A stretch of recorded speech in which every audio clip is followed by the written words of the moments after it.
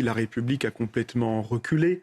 Il y a un mois d'ailleurs, sur ce même plateau de télévision, on était en train de débattre parce que le maire de Nîmes avait dû fermer la bibliothèque parce que justement des dealers et des Dans caïds ce quartier. s'en prenaient justement dans ce quartier. La situation, elle est connue, les maires de France nous le disent, ils nous le rappellent en permanence. La situation, elle est connue et on ne peut pas faire semblant aujourd'hui de ne pas savoir et de faire comme si c'était un fait divers ou un fait d'actualité.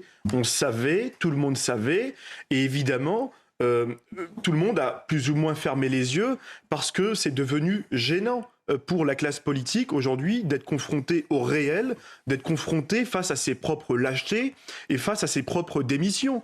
Sur la question des logements sociaux, parce qu'il faut bien comprendre que ce trafic perdure notamment dans les halls d'immeubles, moi je crois qu'il faut à un moment donné se poser la question du logement social, peut-être mettre fin au logement social à vie.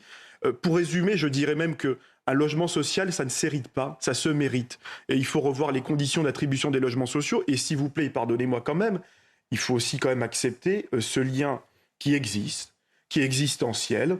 C'est un enfant d'immigré qui vous le dit, entre l'explosion de la violence, l'explosion des trafics et l'immigration. Cette immigration-là, excusez-moi, c'est pas l'immigration d'hier qui a permis de fleurir les quartiers. L'immigration d'hier, c'était une immigration du travail, et c'est justement parce qu'il y avait du travail qu'on avait construit des bars HLM. Aujourd'hui, on donne des logements sociaux, je le dis d'ailleurs, à des familles clandestines, et qui, pour permettre leur régularisation, enfantent, et on leur donne des logements sociaux sans conditions. Moi, je pense qu'il faut remettre des conditions dans l'attribution des logements sociaux. Si vous êtes étranger, c'est 10 ans de conditions de régularité du séjour avec un travail et des revenus stables avant d'avoir accès à un logement social. Et puis, il faut cesser aujourd'hui ce renoncement politique qui perdure. C'est notamment, et je le dis, avec la complicité de l'extrême gauche qui fait campagne dans ces quartiers avec ce terme abject de violence policière.